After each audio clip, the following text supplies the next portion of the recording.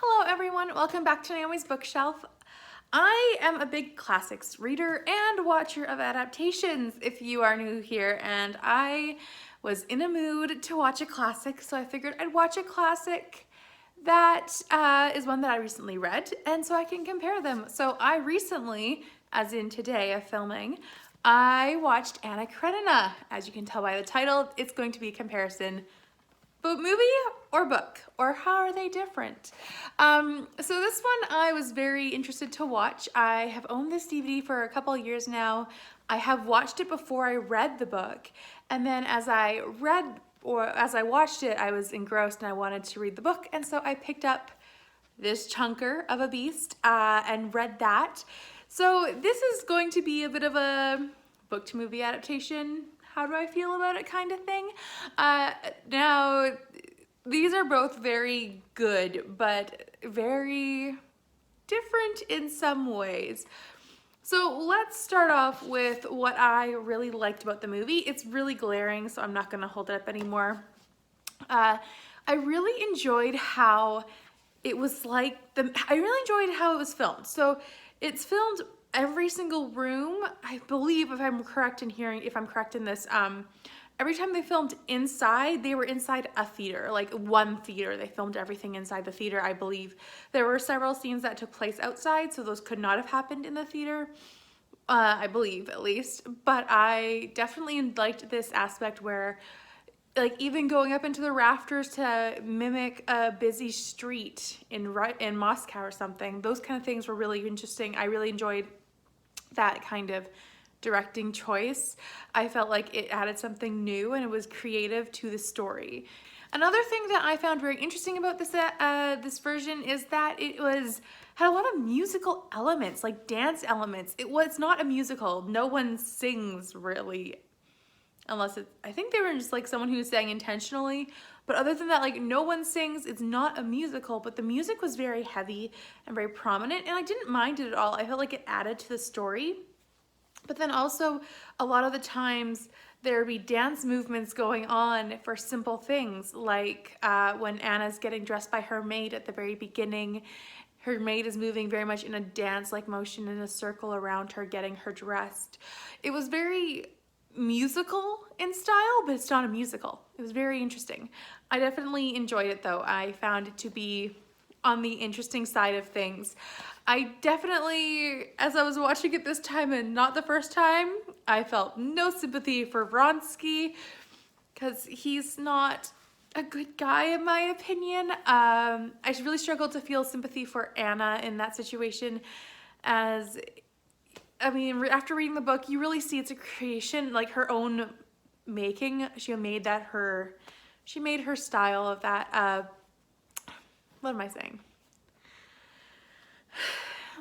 So in regards to the characters and the plot, this was very difficult to judge properly because I feel like a movie doesn't do it justice, and I looked it up and there is a mini series out there which I am interested to watch to see if they get more of it, because the book is so complicated and so in-depth. It just gets you in so many different ways, and it's a very complex story between these 4 different families and how they get together, like how they're related and how they coexist, or how they communicate with each other. Like, the whole story of love is very complex, faith. It's a very, very complex story, and so the movie just couldn't handle it.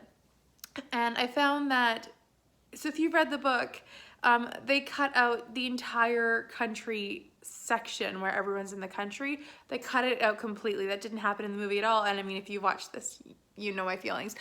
Or not you know my feelings, but you I'm sure have the same feelings, that it just removed it. And I understand why. It would have been too in-depth to go into. The movie was already 2 hours and 10 minutes long. It didn't need to be any longer in regards to that. But I felt like they handled the source material well. I don't know. I didn't appreciate all the sexual content because in this, like, I know it's modern day. I get it. But in the book, it's literally one day she's pregnant and that's all you know. There's nothing. Anyways, there's way too much in my opinion. They didn't need to add extra screen time on that. But you know how it goes. I just realized I'm assuming that you know what I'm talking about when it comes to Anna Karenina. I can give a summary, so I'll do that quickly, but I hope you already know the story, because then you'll truly appreciate the differences.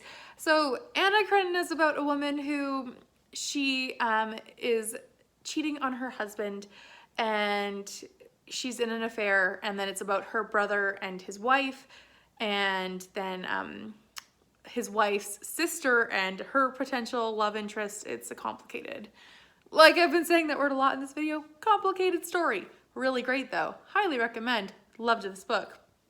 But it's definitely something where it's not going to get all fit into the movie. And so the plot-wise, they followed I feel like the heart of the plot, but they didn't get the nuances. I did love Levin and Kitty though. I will say this is my favorite proposal scene I've ever seen in a movie. I love this proposal scene that takes place in this one, and I loved reading it in the book too. It's just so cute. The second chance proposal is just, I loved that. And I definitely think that that's probably the most romantic proposal I've ever read or seen on screen. It's just perfection in my mind. So that's something about Levin and Kitty, and I just wished we could have seen more of them, because that's just, their story is incredible. Their story is incredibly complicated, but also really interesting to read about or to experience. And I wish we could have more of Levin and Kitty, you know, even into their married life, because we got barely any of that. We got barely any of them in general, so it just felt like they were secondary characters, where in the book, the name's Anna Karenina, but it's a really ensemble book, and they are very prominent characters in this book. Probably equal. Levin and Anna are equal, in my opinion, for main character status in Anna Karenina. So it was just disappointing to see that be a lesser character. I did enjoy Jude Law's interpretation of Karenin. That's the name.